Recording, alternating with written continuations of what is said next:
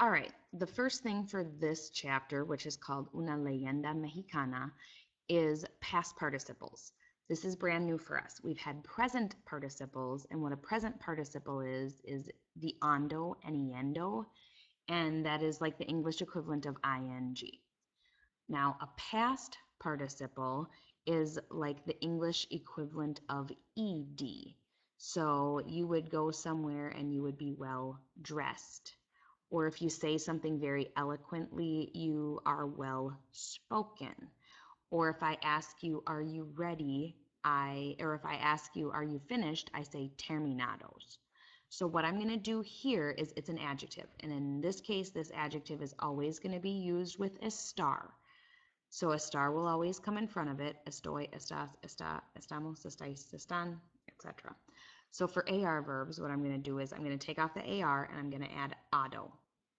A-D-O. Take off the AR, add A-D-O. What you need to remember is that it's an adjective. So it's matching whoever it is that we're talking about. So if the store is closed, cerrar means to close. So you're going to take that verb, take off the AR, and if the store is closed, and store is tienda, the store is closed. Está cerrada. If it's more than one store that is closed, then I say están cerradas. Let's say that the stadium is closed, el estadio. Well, it's masculine, so then I say el estadio está cerrado. So remember, it's an adjective, we got to make it match. With ER and IR verbs, I'm going to do the same thing. I'm going to take off the ER or take off the IR, and I am going to add ido, I-D-O. Now, again, it's still an adjective. So for a boy that's well dressed, he would be está bien vestido. A girl, está bien vestida. If it's the kids that are well dressed, están vestidos. Or if it's the girls that are dressed up because they have a volleyball game tonight, están vestidas. So that's how that works. We're going to take off the AR and add ado. It's an adjective, so it gets an A, an O, A, os, or as at the end. Take out the ER and IR and give it an ido ending, remembering that it's an adjective, so it's got to match. Okay, so numero dos is also brand new for us. It's called the imperfect tense. So right now we know the present tense and we know the preterite tense. Those are 2 of 14 different tenses in Spanish. So right now we're going to learn the third tense, and that is the imperfect tense. Now, the imperfect is also a past tense. So we always said that the preterite tense was a past tense. Well, the imperfect tense is a past tense as well. We use them differently. So in the next segment, we're going to learn when we should use the preterite and when we should use the imperfect. To make it simplified, we use the imperfect for actions that happened over and over again in the past, like what you would do as a child if you would go to your grandma's house every Sunday. It's a repeated action in the past, therefore we use the imperfect tense. And to form the imperfect tense for AR verbs, we're going to take off the AR. And we're going to add aba, abas, aba, abamos, abais, aban. The only accent is over the first A in abamos. So if you want to say, I used to talk to my mom on the phone every day, you would take off the AR and aba, add aba, so you would have hablaba. Hablabas, hablaba, hablabamos, hablabais, and hablaban. Those are the forms of hablar in the imperfect tense. For ER and IR verbs, I'm going to take off either the ER or the IR, and I'm going to add ia, ias, ia, iamos, iais, ian. And they all have accents. There's an accent over the first I in the ending. Ia, ias, ia, iamo, iais, ian. Every single form has an accent. So if you wanted to say, I used to eat junk food, now I don't. Again, it's an action that happened over and over again in the past. That's why we're using the imperfect tense. So comía. Did you used to eat macaroni and cheese every day? Comías. He used to eat a lot of chicken. Comía. We used to eat out at the restaurant. Comíamos. Again, these are actions that happened in the past over and over again. Comíais and comían for they used to eat or they would eat. And that is for ER and IR verbs. The good thing about the imperfect tense is that there are only 3 irregulars. And of all the Spanish verbs, there's only 3 of them that are irregular. And that is ser, to be. Era, eras, era, éramos, erais, eran.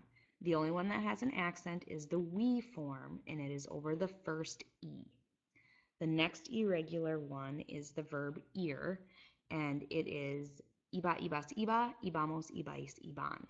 Again, I would go or I used to go. We would go or we used to go. Actions that happened repeatedly in the past. The only accent here is over the first I in ibamos, the nosotros form. The third and final irregular one is the verb ver, to see. Veía, veías, veía, veíamos, veíais, veían. All of them have accents. Notice that they have ER and IR endings. It's just that we leave the E in there for ver. Okay, finally for this chapter is numero tres, the preterite versus the imperfect. Now, I've told you that both of these are used to talk about the past tense. So when do we use the preterite?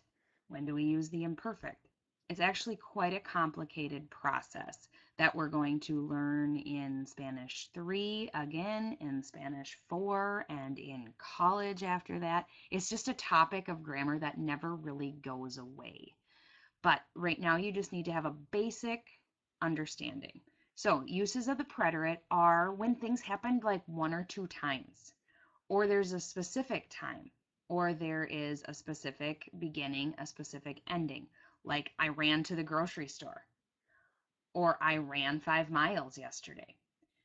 Now, the other side of that, the uses of the imperfect, would be that there's no specific time frame, like he was emperor, he was brave. That we're not specifying a time period, and therefore we use the imperfect tense. Also, any mental process in the past or any way that you were feeling, like I used to want to be an architect. So if you were feeling any way in the past, like I was sad, that's the imperfect tense. Also weather in the past tense. So instead of saying hace calor for it is hot, it was hot would be hacía calor. Time in the past, like it was 7 o'clock, eran los 7 is how you would say that. Age in the past, tenía 5 años, I was 5 years old. Or in general, any description in the past, we're going to use the imperfect. It was sunny. It was hot. He was 17. She was 15. They were in love. Any description in the past tense is going to be the imperfect. Another way to look at it, and maybe you noticed this when I was giving you examples before, but when I say used to, I used to ride bike. You used to ride bike. We used to go to grandma's house every Sunday. Or when I am talking about the past and it was would something, like I would sing in the choir, and we're talking about the past. Or I would fight with my brother. Well, there's no specific beginning or ending here, so we're going to use the imperfect. Again, the preterite and the imperfect are both in the past. We just use them for different sort of actions. One-time action, preterite tense. Ongoing actions, imperfect tense.